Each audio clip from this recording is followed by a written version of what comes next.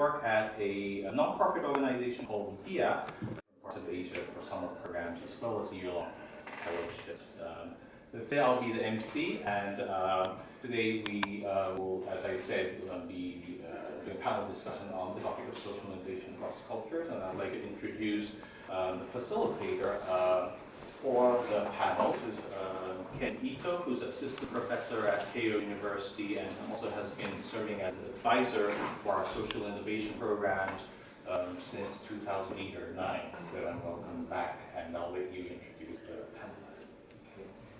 Thank you, Pastor-san. So today we have four panelists to discuss the topic social innovation across cultures, and two from the Stanford, two from Japan, and from your left, the Professor Matsuyuki, Temasa Matsuyuki from Osaka University, and the Mr. Shugo Yanaka, the professor at the Business Breakthrough University. And from on your right, the science teachers from the Stanford University, as well as the Larry Lippach, who is the lecturer at the Stanford. Okay, so thank you very much for for you to take the time to join in this the panel. So I would like to start from the presentation, two from Japan and two from the States, and we'd like to keep it in mind that how we can find some similarities, what are the common challenges, and hopefully at the end of this session, we can find some inspiration how we can work together. So, Matsuki-sensei. Okay, let me start. Hi everyone, I'm Temasa Matsuyuki from Osaka University. Let me introduce myself very briefly. I'm an economist, and I'm doing research in the field of macroeconomic theory, especially game theory and industrial organization. And recently I analyzed institutions of social systems, especially in the post-war era of Japan. And actually, former Stanford professor Masahiko Aoki initiated the approach called the comparative institutional analysis. He passed away last year, but he's very influential. And I analyzed the post-war housing policy in Japan. And actually, I work with architects and see the relationship between spatial design and social systems. And that's what I'm doing recently. And okay. So I'm basically an economic theorist, but on education side, I'm doing many projects. Okay, this is a picture from the Matsubara Shopping Street project this project in Yokohama, and the shopping street in Japan is kind of declining in these days. Okay, and revitalizing shopping street is a common problem in Japan. And actually, I did this project with two architects called Yoshihiko Ida and Hyuka Suemitsu. And I'm always interested in how to change the society by a spatial design. Okay. And as from the 1970s, as a national chain supermarket dominates the market, the shopping streets are losing away, and revitalizing or redesigning shopping streets is a common challenge in Japan nowadays. Okay. So this is the other project in Myanmar. Okay, I'm doing this project in recent years, and this is a social business project in the region called Magway, Myanmar. It's a very centralized zone in Myanmar, and actually this is a joint project with engineers, Hidetoshi Kitawaki and Gaku Manago, and also non-profit NGO Reach Asia Japan in Myanmar. And since this is a dry area, they need to dig a deep well, very deep well, like a 250 to 300 yard well to get water, like this. And actually, solar panel in this region is very common in this area. So my project here is to set a solar panel this big, like this one, and pump up water by getting energy from the sun. Okay, and we're trying to build a system where villages can sell water and electricity, and villages can pay back money with interest. Okay, it's sometimes called a revolving fund, and we are now in cooperation with Myanmar government trying to set up a revolving fund and make a local economy grow endogenously. This is what I'm doing. Well, this is a local currency to use in this region. Oh, sorry. Okay, so let me finish my presentation with this one. I'm involved with many experiential learning at Osaka University. This is one of them. And this is different from social innovation, but this is a project about students publishing. Okay, and I let students make a book from scratch and publish commercially. Okay, and this is called Shosekika project. It's that means a publishing project in Japanese. And the students start from scratch and commercially publish book. And actually, it took 1.5 years to publish a book, and only 10 out of 30 students survived this project. But the outcome is a published book, commercially published book, and its title is "Can You Eat a Donut While Keeping the Whole?" Published in 2014. And actually, 14 Osaka University faculty members write chapters of the book, and each chapter tries to tackle this riddle by methods in each discipline. So that you can see what each discipline is like. So, okay, so I'm doing many other things, but let me finish here, and I'll ask this to Guru. So, thank you very much, So, as you can see that we have different social issues is involved in the one is economic revitalization of the local shopping street, because we have a increasing gap between the large scale retailers and like mom and pop type of shops. So that is also one of the typical issues in the suburban areas. And he also mentioned about this irrigation project in Myanmar. And later on, I'd like to ask more about how the students involved in this project and how he utilized this project to educate the students about how they make the social innovation to bring the issues, bring the solution to the social issues. Okay, Thank you. Hi everyone. I'm Shugo Yanaka from Japan. I'm very glad to be here with beautiful Californian weather. I want to be here longer. Let me briefly tell you about my background. I'm Shugo Yanaka. I'm a business producer, and I have my own company. It's a professional firm focusing on the startup business. And also, I'm an associate professor at the Business Breakthrough University's business school, and I'm teaching about how to start a new business. And I have two backgrounds. The one is from strategy consultant, so I have kind of logical approach. And at the same time, I have a creative director background, so it's like a creative approach. So with those elements can be combined. And what I do as a business producer is a kind of business development. So business design and also media design, both sides are important for me. And my work style is mainly business producer, but I have a B2B section and also B2S. B2S means a society section. And teaching and also media personality job. It's meaning produce, teach, and communicate. This triangle method will be my style.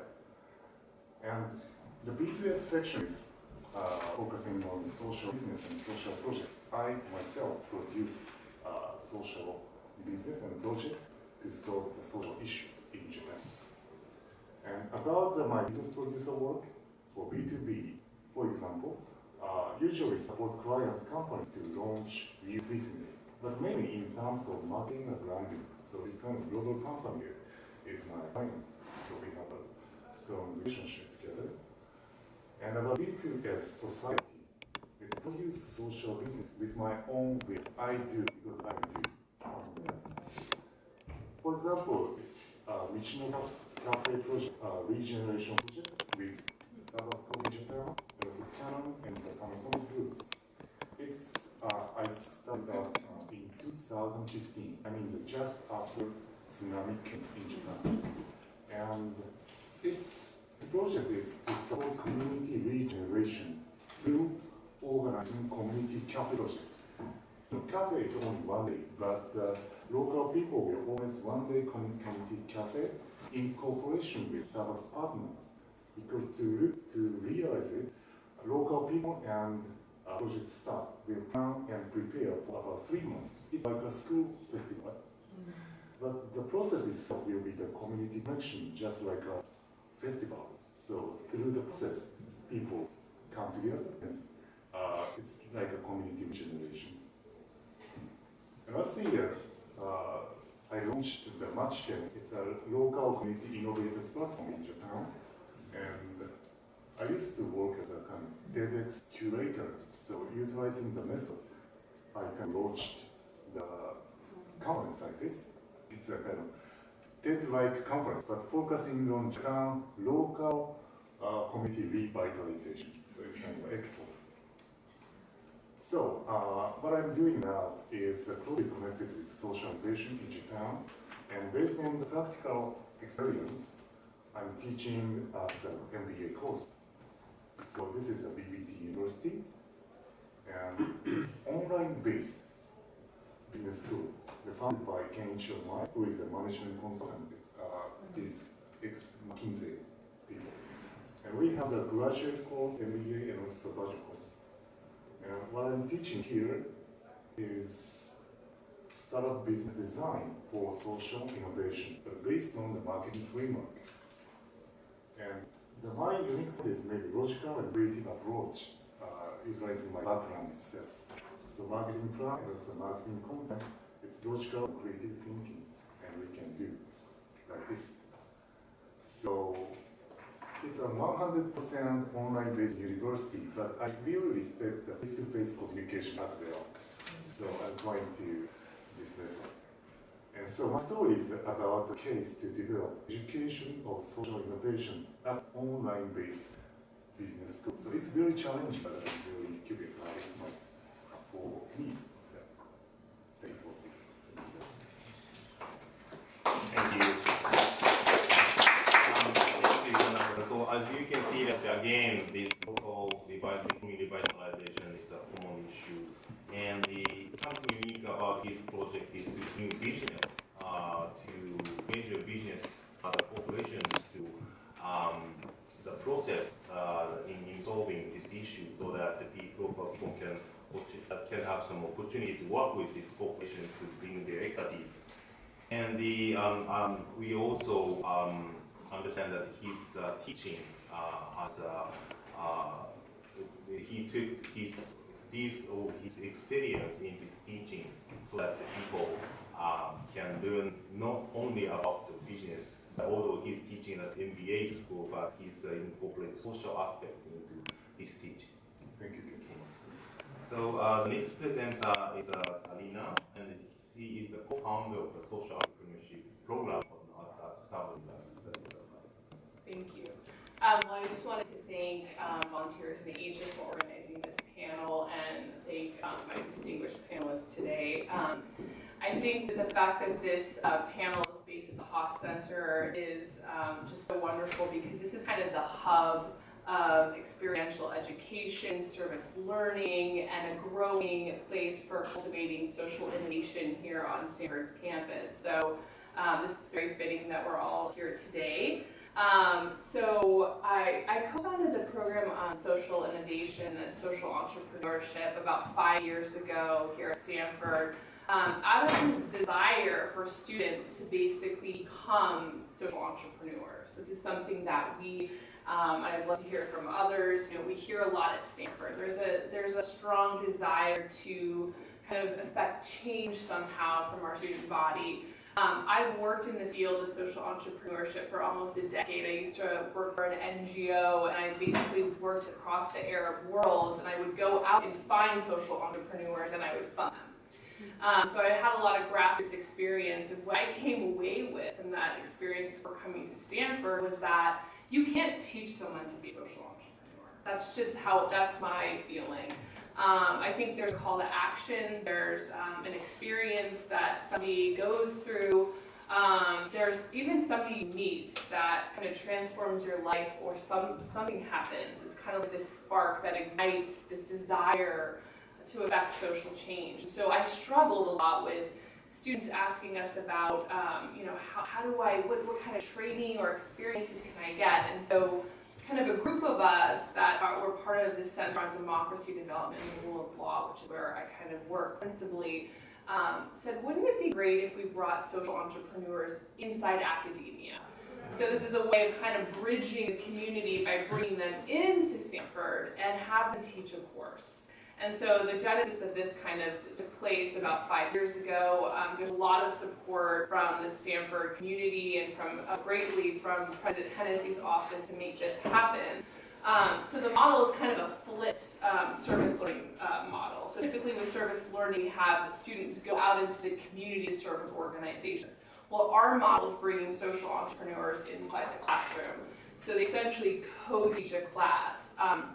Why did we want to do this? Well, for one, students were really interested in engaging with people, practitioners that we're doing. By their junior and senior years, they're kind of burned out of the theory, the other kind of traditional classes, and they want to really engage with practice. So we decided that we would put the social entrepreneurs first and foremost in front of the class to kind of talk about their experiences and to kind of challenge some pre-existing notions about what it means to be a social entrepreneur. And then the students essentially work on what we call service learning projects with the social entrepreneurs. So who are social entrepreneurs? Sorry, I'm just gonna skip over this. So this is kind of just like a quick example. We often at Stanford, at least with the students I'm engaging with, they're really interested in social issues. So just if you were kind of speaking to some community-based issues you're working with in Japan, you know, they want to kind of understand what are the roots of poverty, what are the roots of inequality, how do we address these challenges that we're finding. So we try to bring in social entrepreneurs that are working to really redesign and rethink specifically about service delivery.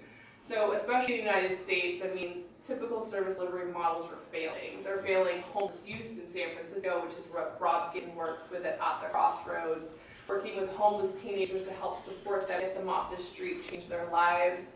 Gemma Boulos is an example of one of our social entrepreneurs that's working on international issues. So that's another thing. Students really want to get up and close to international issues.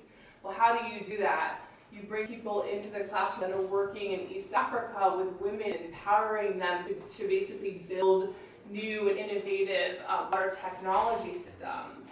Simeon, similarly, is actually from Africa. He's from Sierra Leone. The first couple of years, we bring global social entrepreneurs to Stanford. We've had to stop that the last couple of years because it's been a capacity issue kind of managing that program. We hope to do it again.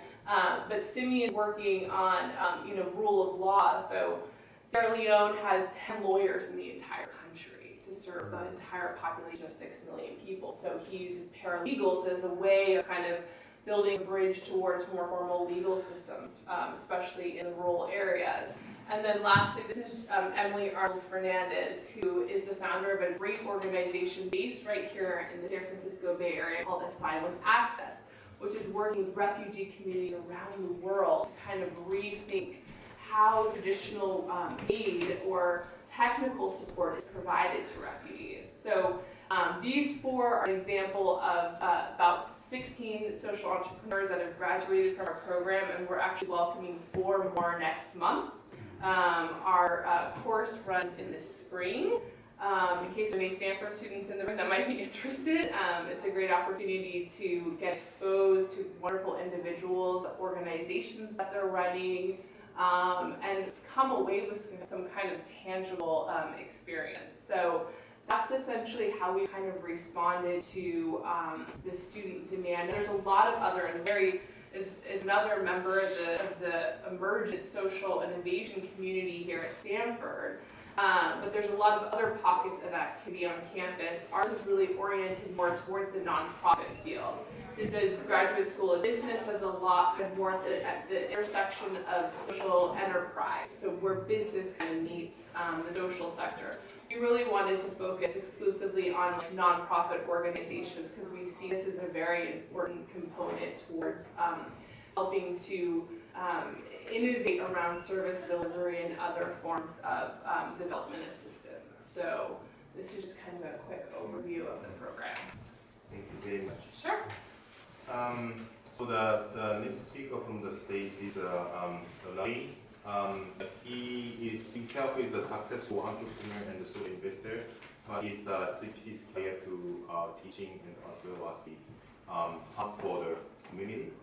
If I correctly, and he will share his experience how he brought his studies to the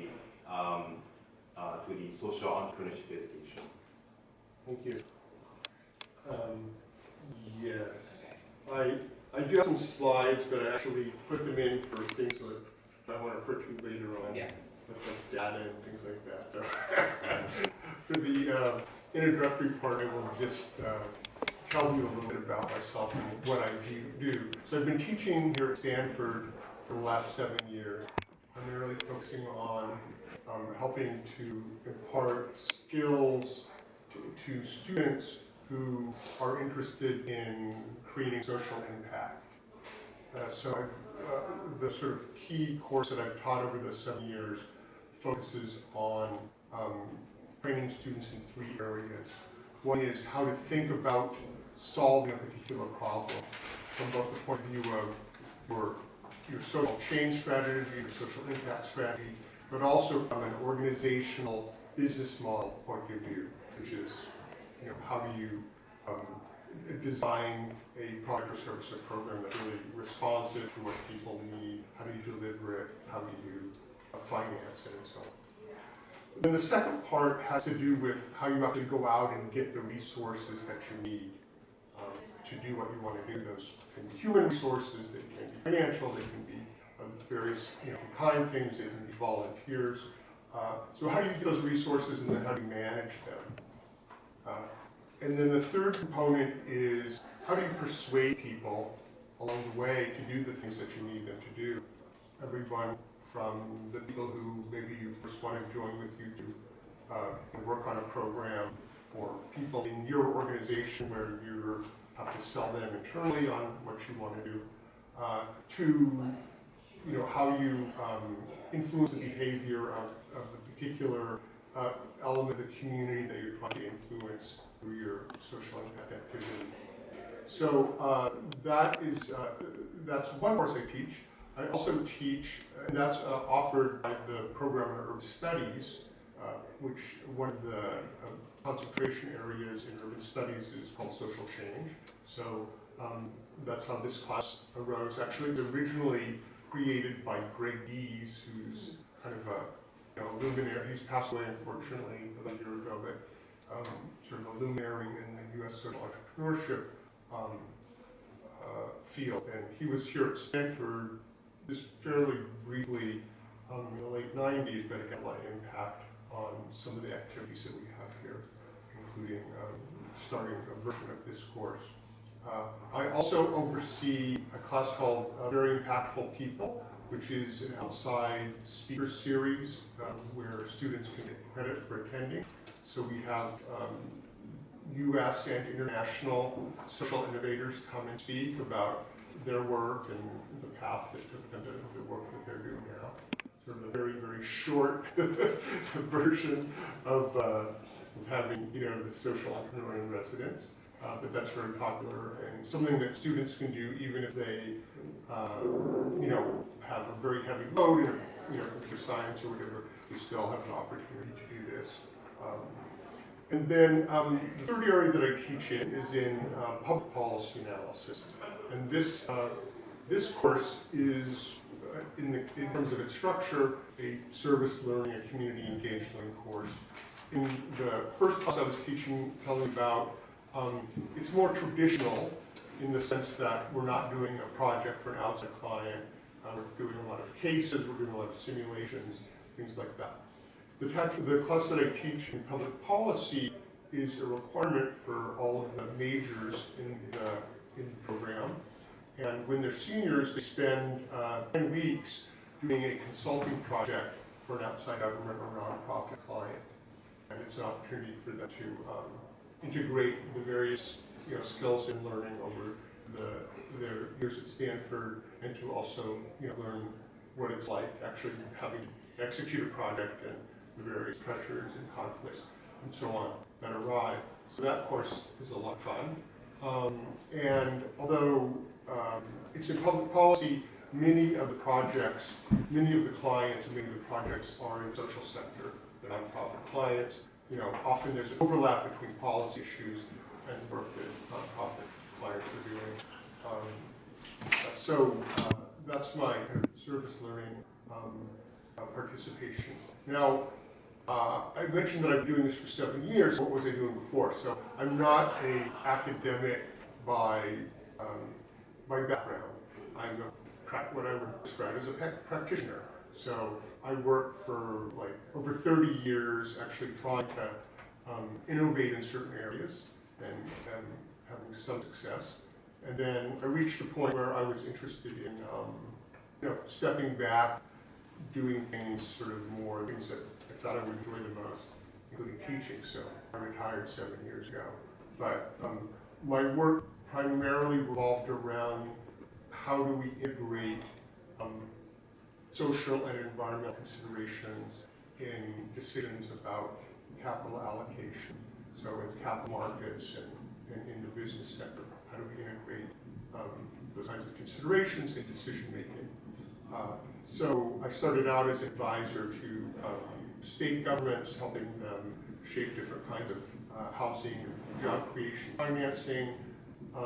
Then I spent 11 years as part of one of the firms. Interesting and impressive, self-history.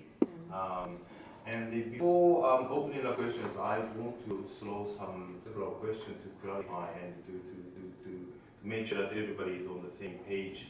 And all the four stories are very much interesting, but I'd like to ask that what makes you so passionate about this education in the social innovation? As well as I also would like to understand, what do you expect? What kind of transformation would you expect for students? You have those different kind of involvement with the students. Some are more experiential, some are in the classroom, and some are like connecting your insight with the teaching contents. So anybody has any? Go ahead. Okay, let me start. Osaka University is like a top 3 university in Japan, and it's a research university like Stanford. And students have been very conservative in a way. Their career path, typical career path, is to get into the big corporation or local government, and their job is secure, something like that. They're very conservative, and they don't take risks. But Japanese society is now changing, and they need to take risks for the coming ages, but they are not ready.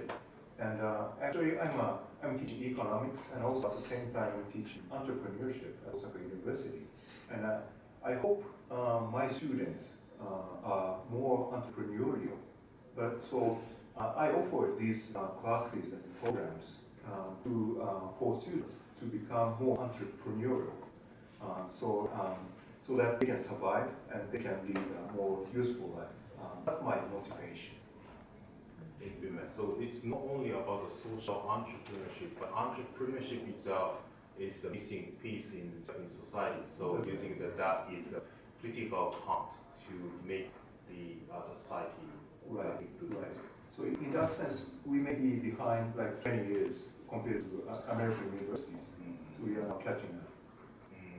So our situation in Stanford, maybe it's a different story because here is known as like a social Silicon Valley and for entrepreneurship, if I'm correct. So how's your feeling that what kind of transformation do you expect students and what's your passion about education and social innovation? I would say that it's twofold. So in one way, it's really encouraging when you hear about students kind of transforming their career paths. So coming and saying, oh, I was interested in the social sector, but now I really get it. You know, I've gotten a taste of things. I've been inspired. It's been very transformative. In fact, one of our fellows, Rob Gitton, who works with homeless youth, was a student at Stanford. He took a service learning class. He has a great story, which I'm not even going to try to mimic, but he says, you know, I didn't really care about the social sector. I took this class because it worked my schedule. And started working with homeless teenagers. And it transformed his life. He's been doing it for 17 years since he graduated. So to be able to have that impact, even if it's just on a handful of students, is really profound. And the second side, I would say, is that because I, like Larry, although I don't have nearly as much experience as he does, I'm a practitioner at heart, and so being able to work and impact the social entrepreneurs who, in many cases, are contemplating career changes or just there's such burnout that happens in the sector. Just needing to take a break, needing to connect to a different kind of environment, helping to, connect them to new resources, maybe even new donors. That's very, very inspirational to me that I can kind of help in both regards. I would say there's certainly a zest on campus for both the business kind of entrepreneurship side, the social, and everything in between. So I think just how we kind of harness that energy and what direction the students go in. How about you? So I kind of view my role as fitting into kind of a mosaic of activities and things that are going on. I see that there's a substantial community of students here at Stanford who are very strongly interested in social change. There's a huge range of voluntary student organizations. There's a high rate of volunteerism among the students. They're studying particular domains, say earth systems or international relations. They're learning a lot about the problems that particular domain deals with, and they have a motivation to be a change maker. So in most of my teaching, I see my role as basically equipping them to be more effective, not just sort of from a technical point of view, but also to give them a sense of the kind of intellectual excitement and challenge and opportunity there is to actually craft sort of a practice, craft a profession. That it's, that there's a lot of interesting questions, there's a lot of interesting skills that you have to develop, and to at least give them a taste of that. But most of the students I encounter have there's a continuum, but they have at least some degree of, already serious interest and commitment to some kind of involvement in social change. Now, does that mean that they're necessarily going to go to work in the social sector or for a socially oriented business? Well, not necessarily, because this is one of the big challenges that we face, I think, is what happens when they approach graduation and leave the university. So that's where what they call 3 Ps come into play: pay, prestige, and parents. And so then that tends to kind of push people more in the direction of I'm going to work for a consulting firm, or I'm gonna, go work for this company or this, startup or whatever. And there's lots of opportunities for these graduates and a lot of opportunities in the Bay Area. So, so I hope that, one of the things that I do is to influence more people to directly work in the social sector. However, I believe that for these individuals, whether they actually immediately go to work for a social sector organization or not, that they are going to be involved in having social impact. They're going to be involved, in how they influence their organizations. If they're a consulting firm, for example, they're going to be volunteers themselves. They're going to be board members themselves. They're going to be donors. They're going to be investors. So, so I pitch them that these skills are going to be very valuable to you, in a lot of different ways. Thank you very much. It's a very good phrase, craft a profession. Not just teaching the technical stuff, but to craft something they make it as their life career. Right.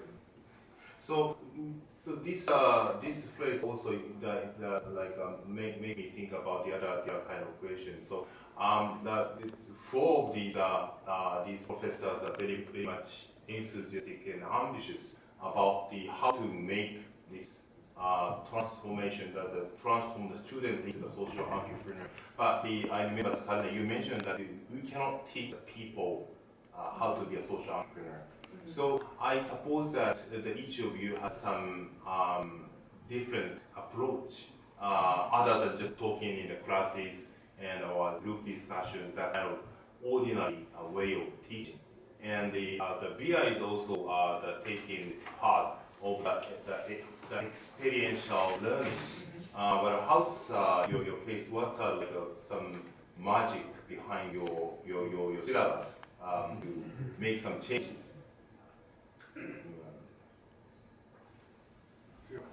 Yeah, to make any particular approach that you can ignite the fire of change.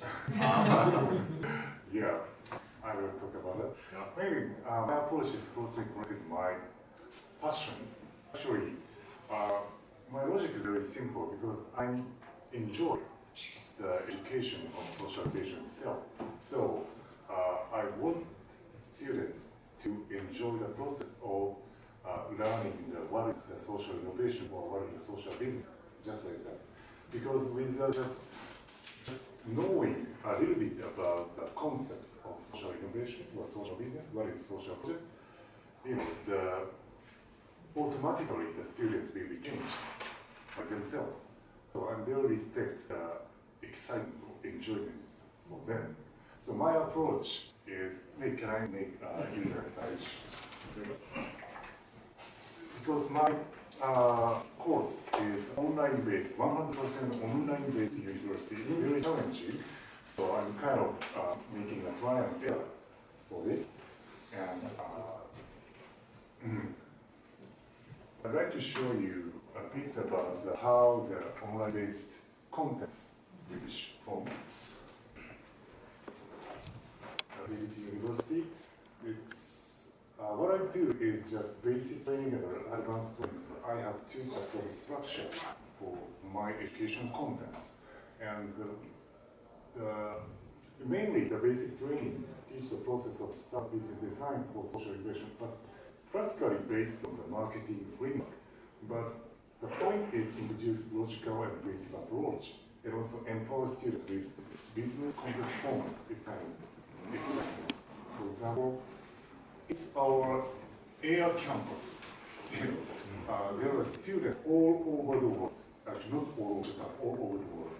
And the students come to the website, it's got a website. We say Air Campus. And actually my lecture is here, already videotaped, actually. Yeah. And this is how discussion works. There are so many forums here, and each group do the discussion within this website. And the key success factor of developing educational contents here is I have 2 points. One is distill essence of business framework. Because usually the MBA course, the professors teaches a lot about the business framework, very detailed framework. But practically, we cannot use it. Oh. So what I do here is distill essence of business framework. And first of all, stage a memorable experience on lecture movies. Because students take lectures with iPhone, smartphone, mainly. 70% or 80% take lectures by iPhone, so iPhone is a campus. Yeah. So, but the point is stage a memorable experience on lecture movies. So I need to make the video clip within maybe 10 or 15 minutes, so that people can watch it along the train, within train, bus. Yeah. So one video clip, one element, something like that. And also entertainment way, very, very important. So how I act, how I use the word, something like that. So, yeah, something like that. These 2 points. It's maybe usually unique for the online-based university, but I'm trying to care about this. So, okay, so something. Okay, thank you. So this is very unique. I mean the non-traditional part of your teaching, but actually the BBT itself is very not traditional, and because it's all online the teaching. But how about the courses that now you mentioned that you bring social entrepreneur into the class. So that is also a non-traditional approach. And how your approach working, or what's other part of your different approach? Sure. So we kind of emphasize the soft skill development aspect of this experience.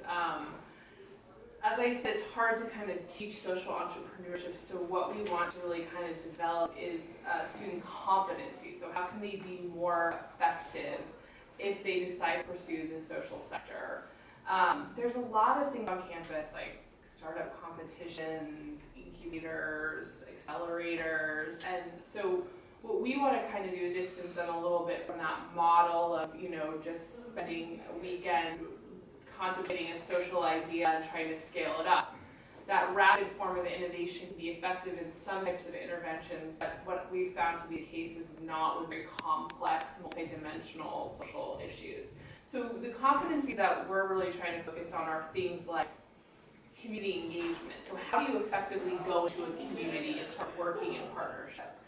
What are the different kinds of skills that you need to develop, like empathy, listening? Often students at Stanford feel like, they want to talk and tell their stories or impose different solutions that they might have heard about in classes or coursework, but even some of the dorms on campus will bring students into underprivileged communities around here and just get them to kind of experience that. What does it feel like? How did you react?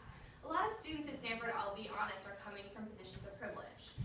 They're coming from communities where they don't have abject poverty or other situations like violence in the household. So it's getting them to kind of bridge that, and that's hard to do in many cases. But we try to have these different interventions, and the serious fellows often bring them. Like one of our fellows last year was working on juvenile justice, and they brought them to a juvenile detention center in San Francisco, and the students were overwhelmed. I mean, completely overwhelmed by the experience. Just the assumptions that they have going into that. So really trying to also decompress from these experiences and get them to talk a lot about how they feel. So these direct experiences, we through our class and the generosity of the Haas Center and something called Cardinal Service, which is a new initiative that launched at Stanford this year, which really has put a lot of capacity, both financial and human, behind supporting students who are pursuing social sector careers, support summer fellowships. So what we do now, which is a great addition to this model, is we place about 4 students each summer to serve with the organizations of the social entrepreneurs. So they're going to be learning in the classroom through the service learning project, but then they can go and implement in the field. So a lot of times those experiences are really, really beneficial. And the last thing I would add is one of the elements that we think is so essential to being competent in social change is the understanding of the importance of collaboration. So we speak about collaboration a lot. It's a very sexy term right now within like the space. But what does it mean to be collaborative? A lot of people aren't collaborative in the social sector. There's a lot of competition between NGOs because of the fact that they're competing for resources. We feel that even at Stanford when we kind of operate like NGOs with our own programs. So how do we kind of collaborate effectively and intentionally with other actors? So we kind of mimic that inside the classroom with getting them into teams and getting them to kind of collaborate and work together on these service learning projects. So these are some of the softer skills that we of course we have a curriculum that we follow.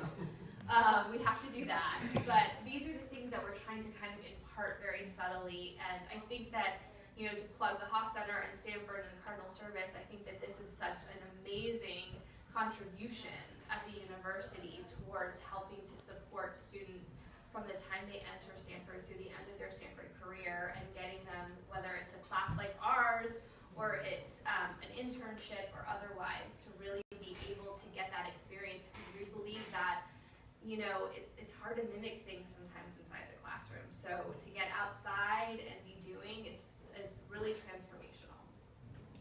That sounds great. So soft skill plus the field experience. Yeah.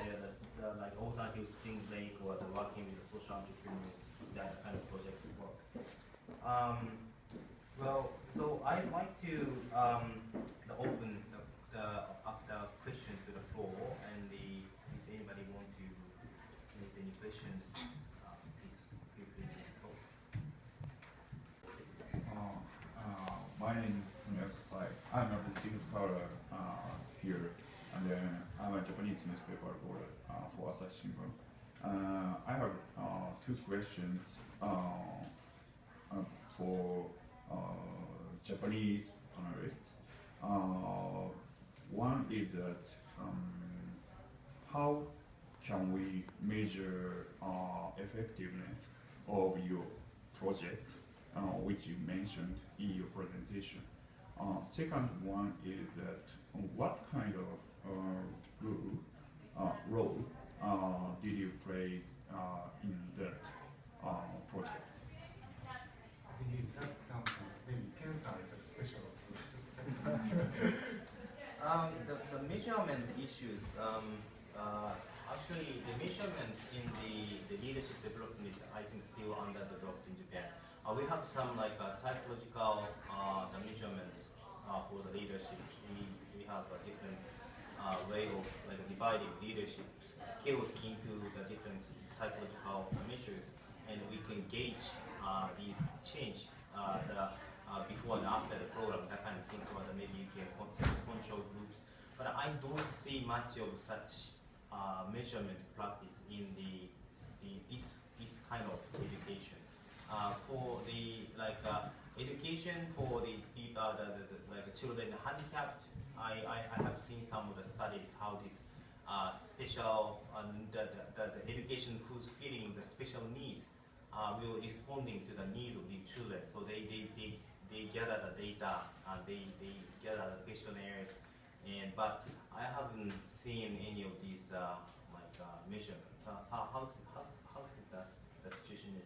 Do you have any measurements of the leadership, social leadership programs? I wish I could say that we have clearer metrics for measuring the success of our programs. I mean, because this intervention is a little unique, we build a community around our social entrepreneurs, so we keep in touch with them and help to kind of measure some of the outcomes and outputs from the experience. With students, it's very anecdotal, so sometimes they'll follow up with us and say, oh, you know, I'm working here now, and, you know, we can kind of track their own career progress. But I think it's an excellent question, and it's something that, you know, as the Academy should think more about, as far as seeing how tangibly we can measure. When you're working in the development sector, you have to measure everything because your donors are requiring it. You don't have the pressure as much from higher ed in that sense.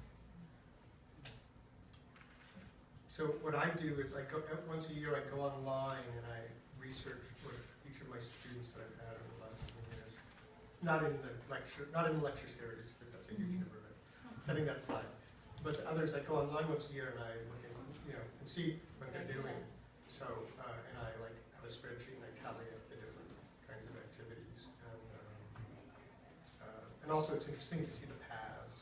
They're going in and out of like a social impact position, or there's only a certain amount you can see, of course, but it's something that wasn't even a possibility 10 years ago, to be able to actually look directly and see what the students are doing. And then, of course, there's the question of attribution. I mean, you can't obviously attribute, any particular thing, any particular choice of what a former student is doing to a particular course, nor can you measure what they're doing directly, the effectiveness of what they're doing directly. But I also try to, talk with former students, get feedback over time about how useful they found different things that they learned, not only in my classes, but also, just in general when they were at Stanford, and what kinds of things would they, have, like to have learned more of, while they were here. But, but I think, in most areas of work, where the outcomes are like soft as opposed to, very hard quantitative, like health status or something like that. But in these software areas, I mean, usually impact assessment is, it's underdeveloped. So I think we could be doing more. The university, in my opinion, the university doesn't even have really good data on what the graduates are doing. So Harvard last year did a really interesting thing where they surveyed all of their alumni in detail about their social sector activities. And then, so I think that would be something that would be great for Stanford to do. And, maybe you can build in as part of this this new cardinal service initiative. Okay. Can I show my slides? For graduates. And I previously showed you the project, the slide of project for this shopping street. And I work with my students and majoring in architecture. And they have become real architects in like 2 years after this project. And the program for architects in Japan is isolation. And traditionally, after World War II, Japanese architects work isolated from other professionals, and they just design buildings and build buildings. But nowadays, it's not sufficient for architects. Nowadays, architects are expected to design communities around the building, but they are not used to working or collaborating with other professionals like economists like me. And in this project, students work with many other professionals, and they gain experience in collaborating with those people. And actually, this project was like 7 years ago. Nowadays, they are real professional architects, and they are now having less difficult time in collaborating with other professionals. And actually, let me introduce other projects with architects.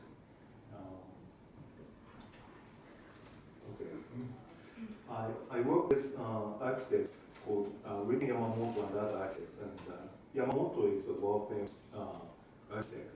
And actually, with Yamamoto, I led a project on housing. And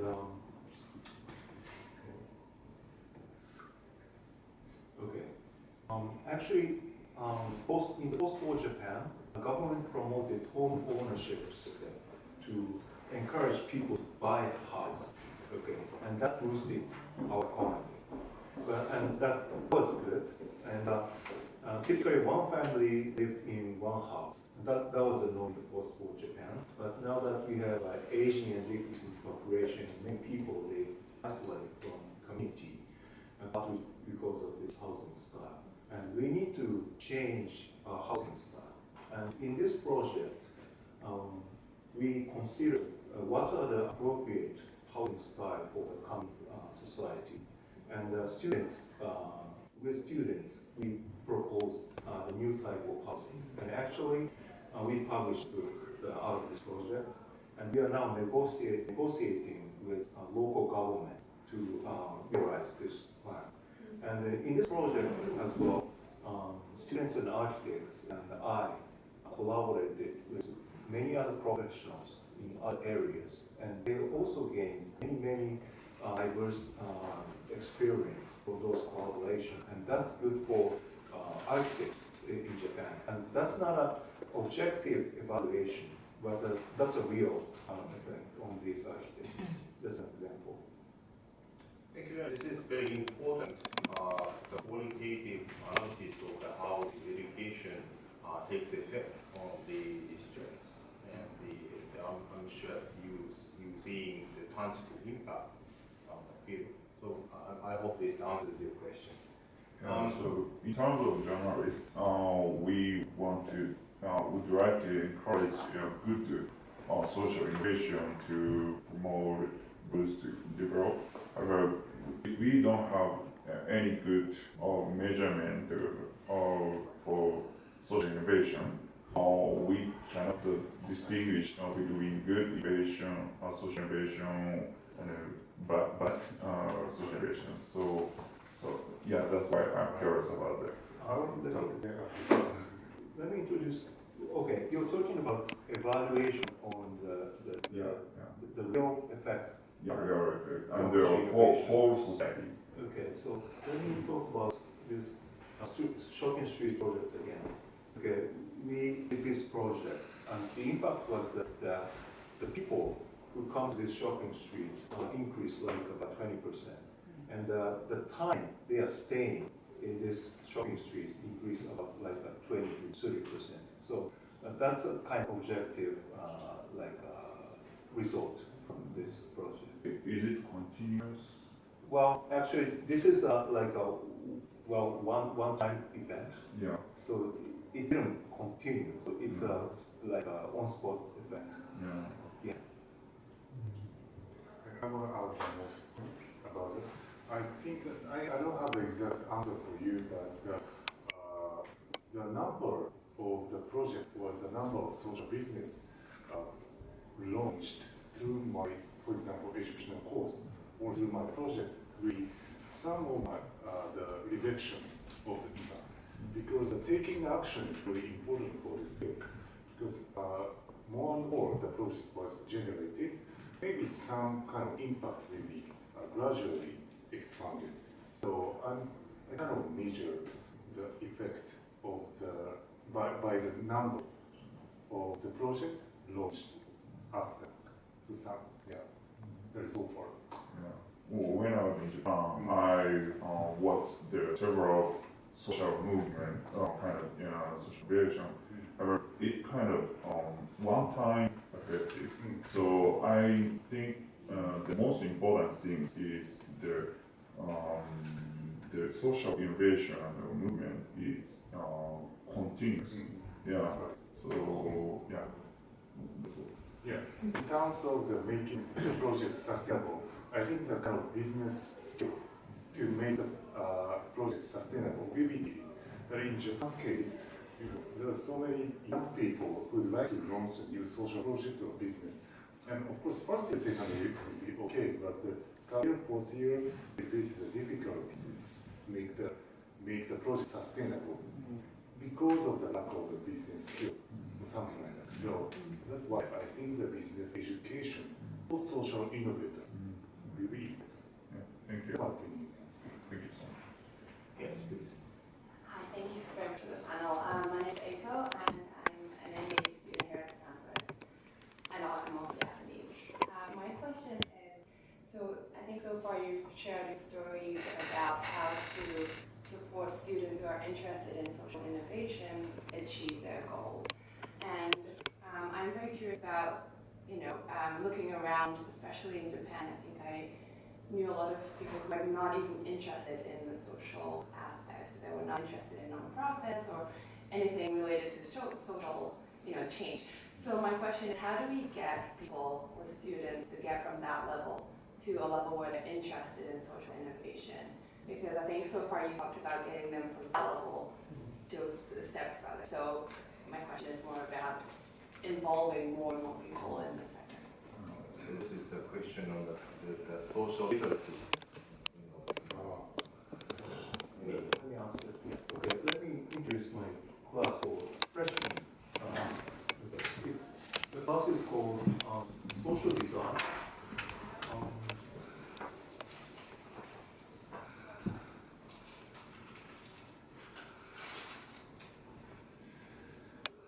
Okay, so this is my class, and this is for freshmen.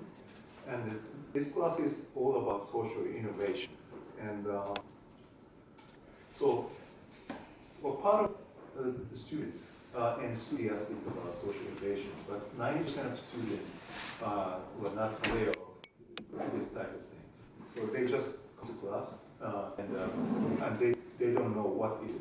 So, like your class, your speaker series, or your example at Stanford, I expose, I invite guest speakers, like real social entrepreneurs. So this is a semester class, and for this semester, I invited 4 real social entrepreneurs, like Tomoko Shirai. Those 4 are very well known in Japan, and they're very young, like they are in 30s or early 40s.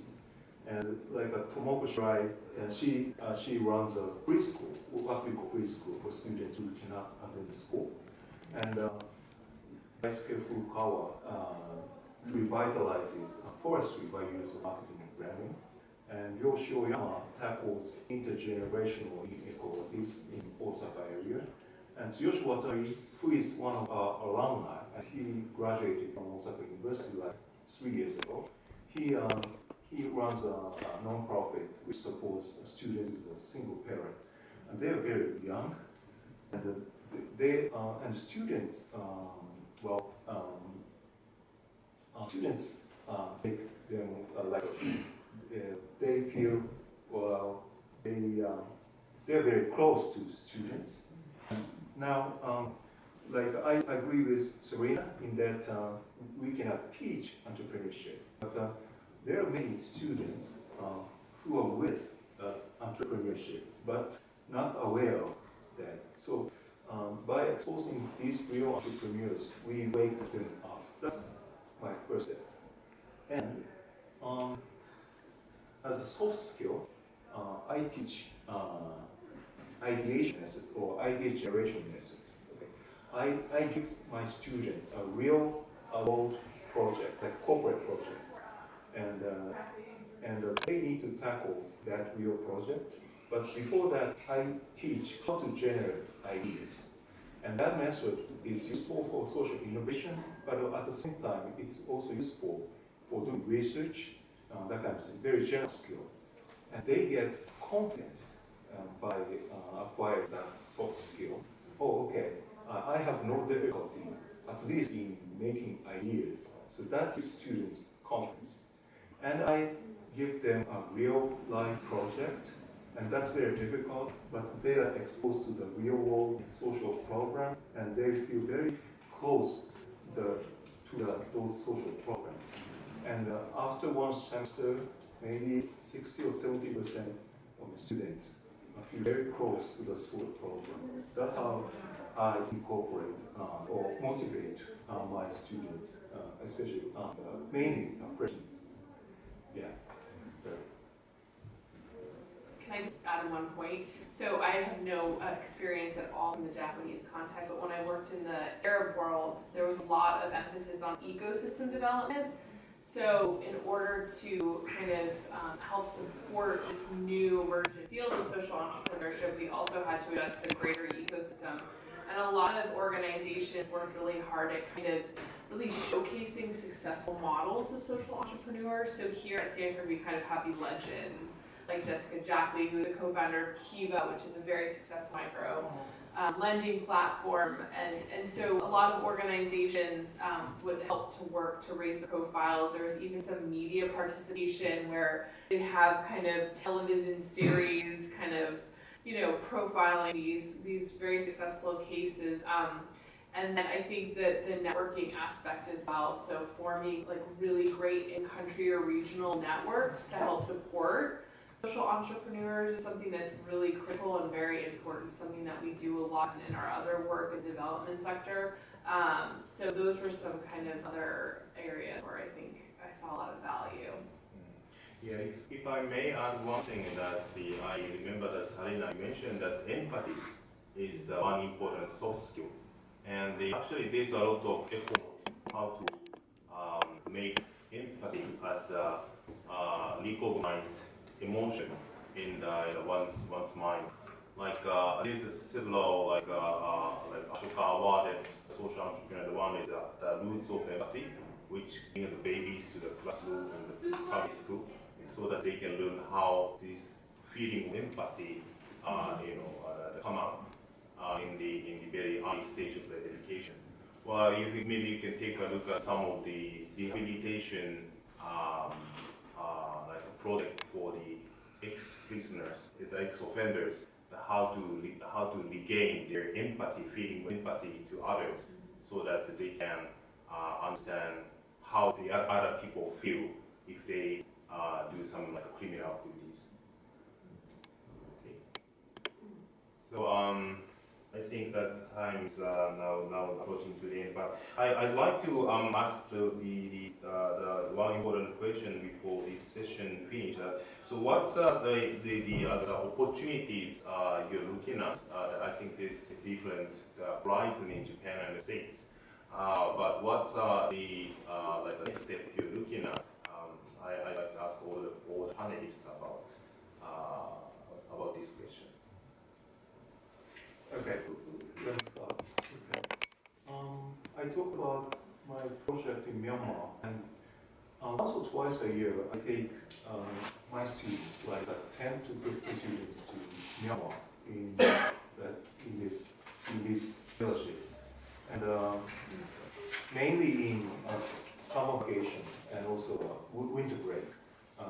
And it's about 10 to 2 weeks long. And students live in those villages without infrastructure, and more than half of them are women. Actually, women are more enthusiastic about these sort of innovations in Japan. And okay, so they create their own project. They initiate a project, but 10 or 2 weeks is too short for creating a real project. So they just get motivated by visiting these villages. But now they go back to school in Japan, and to keep that motivation, and maybe have them start their own social innovation is a different thing. And so I believe I succeeded in motivating my students, but I haven't succeeded in having them start their social business or social innovation. So my next step is to maybe incubate real social innovation, social business, and have them become real social entrepreneurs.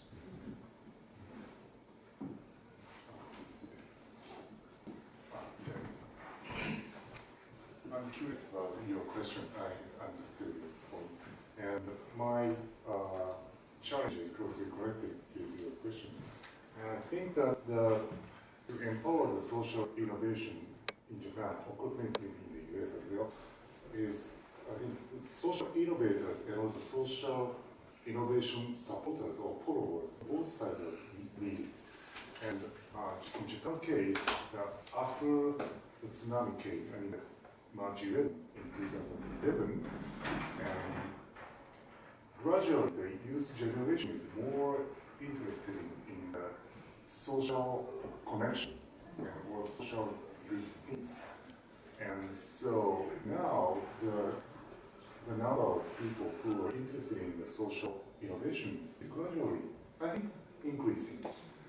But on the other hand, the social innovators, I mean the social entrepreneurs, they will be needed. They need to be more encouraged in terms of the professional business background. So my approach is something like that. For example, in Japan's case, in my the educational course, it's an example of my case, but the types of social issues the students are interested in is type 1 is social business to solve the social issues in developing countries.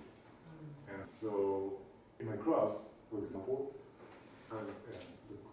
we have the real client as a kind of real project-based learning. We are having JICA is Japan International Cooperation Agency, and propose a social business plan to solve the social issues in Laos. It's the last year's case. But during the process, students will gradually understand how the social business, how the social project will be generated.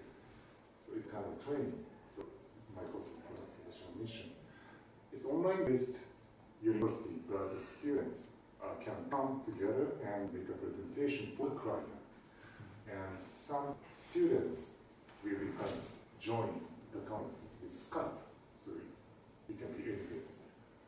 And one more type is social business to revitalize the local community in Japan. Because after tsunami came, the people are gradually interested in revitalizing their local community, their hometown, for example. So now we are having the class and having a client. It's a Toho village, the most underpopulated local government in Fukuoka, Japan. And the mission is to propose a social business to plan to revitalize underpopulated village. So the case is an ongoing project. So something like that. I'm kind of looking for the next step for myself. And my approach is kind of logical creative approach. So not only logical skill, but also creative skill is needed. So usually people need to make a business plan, but at the same time, it's kind of brochure it's kind of prototype to express their business model. And so my classes, it's like a training project. If you set up a cafe, what do you propose? For example, visualize, it's like this. So students can visualize their vision. So many types of outputs is here. But at the same time, it's a combination of the two types of skill. So some students make a brochure like this. It's very unique. But the point is, this plan is based on the clear logic of this two big file size of stuff. Anyway, so this kind of professional skill combined with logic and also creativity is strongly needed. And so I will pursue to teach this kind of practical method in the future to empower social innovation. Thank you very much.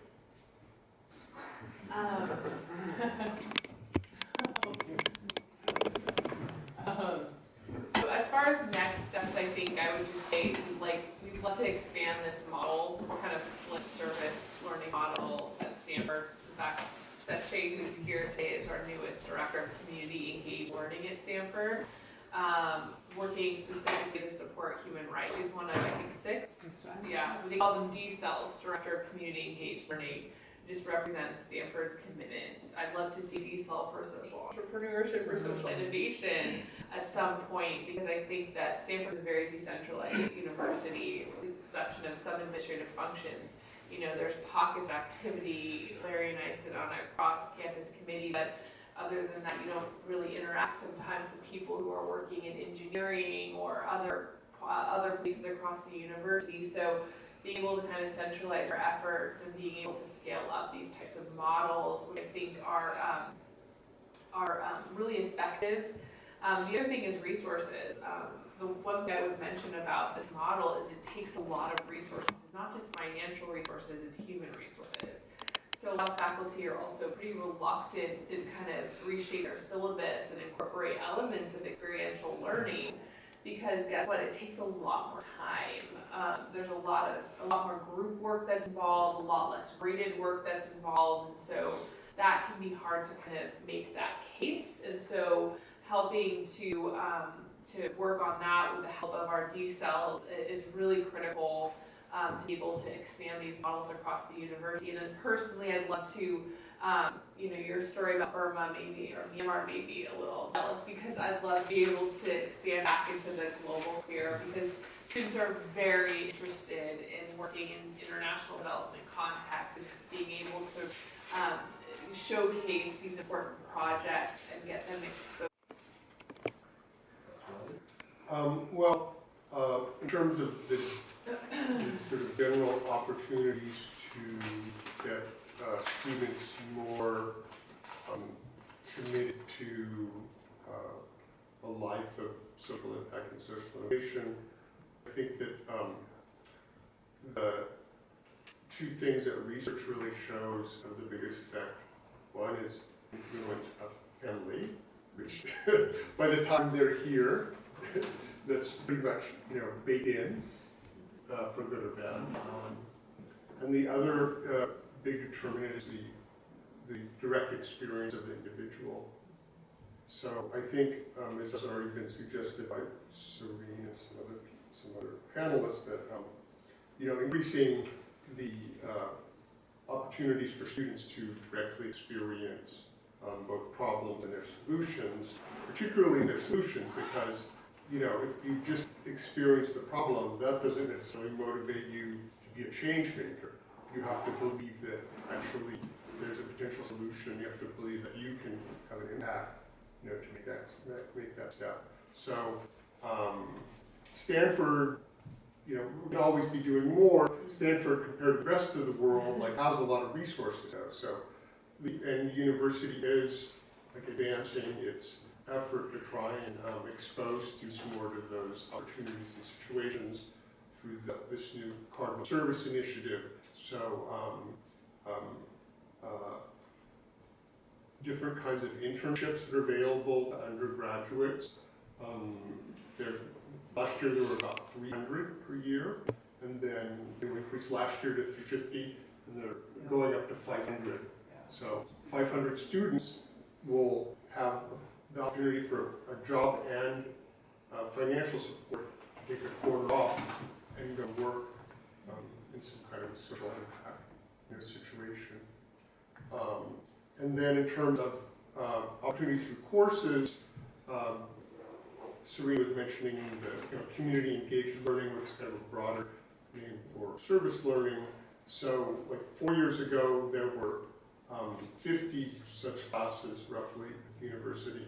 This year there's 107 or 110, and they're projecting that within a couple of years it's going to be up to maybe 150. So there's quite a few offerings, and right now those 107 classes I think in around roughly 23 different departments. So it's throughout the university. A lot of this has to take place, especially with the courses, in the different departments and schools and things like that. Then, in addition, they're trying to encourage. There's two other components. There's what they also call cardinal commitment, which is that every student will, while they're at Stanford, spend at least say 2 years working on a particular issue or problem. And then there's cardinal careers, which is oriented to trying to make it easier or smoothing the path for people to go on to appropriate jobs after they graduate. So I think that's that's encouraging, and that's the right direction to go. I mean, there's only so much you can do in terms of really pushing or pulling on people. Research shows that requirements in high school of saying you have to do this number of hours of service and so on, the effects are not great So if people are just required to do something, it doesn't necessarily have the same impact on them as, you know, it would otherwise. Just something to think about. Okay, thank you very much. So as we have discussed that empathy and also collaboration is the key one to accelerate the social innovation. And I understand that today's audience is coming from different part of the society, but we appreciate your support and continuous help to the education in this field, and so that we can proceed.